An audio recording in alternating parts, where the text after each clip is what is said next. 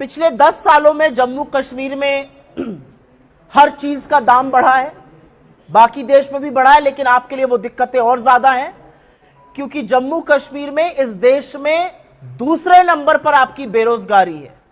तो बेरोजगारी और महंगाई का जो कॉम्बिनेशन होता है वो बड़ा लीथल होता है और उसके चलते आपको जो दिक्कतें हुई हैं उसके बारे में मैं अगले 5-10 मिनट में जरूर बात करूंगी। पानी की किल्लत, महंगी बिजली, 65%, 65% of government jobs are lying vacant and there is no plan to fill these government jobs.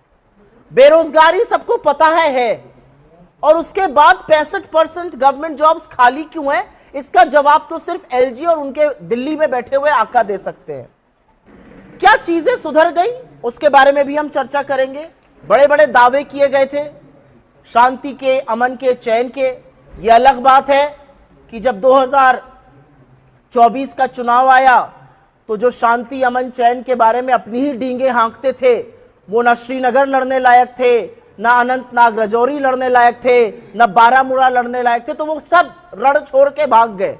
The reality is that all of these people who were speaking about peace in the valley and in Jammu, they did not have the face to contest an election in Anantnag, Rajouri or Srinagar or Baramulla for that matter. The reality is that Jammu and Kashmir has reeled under high prices, rampant unemployment, rampant corruption, water shortage, very, very high electricity cost, huge electricity cuts. Even the private sector, if you look at the job creation by the private sector and the value addition, it is lower than levels of 2019. 2019 में private sector यहां पर निवेश ज्यादा कर रहा था और value addition ज्यादा कर रहा था। आज 65% सरकारी नौकरियां भी खाली हैं और प्राइवेट सेक्टर का निवेश और प्राइवेट सेक्टर का वैल्यू एडिशन भी निरंतर गिरता गया, आज 2019 के लेवल से नीचे है। स्कैम, ऐसा कौन सा सेक्टर है जिसमें स्कैम नहीं हुआ है?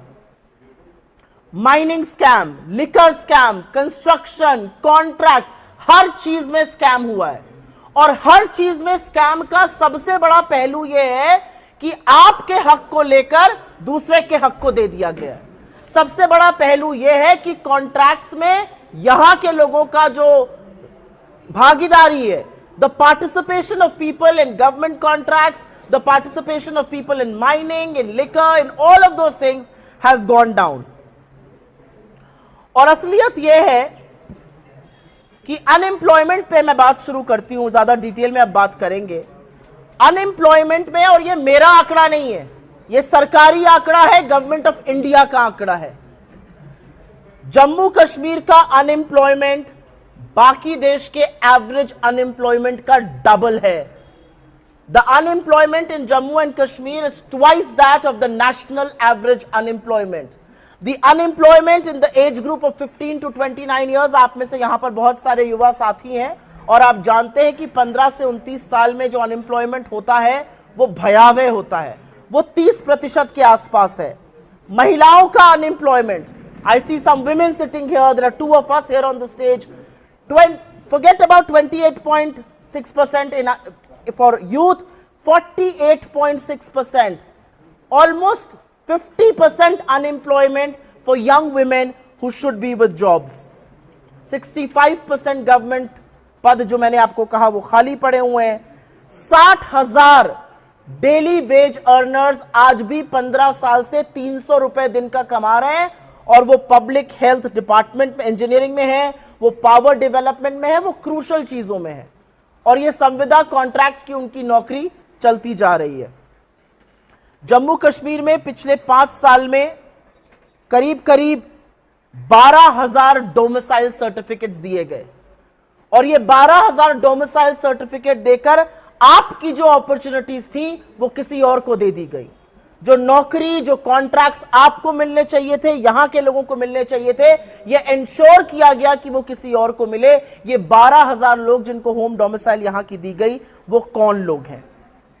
करप्शन की बात करते हैं क्योंकि करप्शन की बात करनी जरूरी है। जैसा कि मैंने कहा, माइनिंग, लिकर, कंस्ट्रक्शन, और करप्शन के चार्जेस हमने नहीं लगाए हैं। करप्शन के चार्जेस यहां के पूर्व गवर्नर, जिनको इन्होंने अपॉइंट किया था बीजेपी ने, सत्यपाल मलिक ने करप्शन के चार्जेस लगाए और करप्शन के चार्जेस लगाने का उनको इनाम यह मिला कि उनके घर पर आज भी रेड होती है।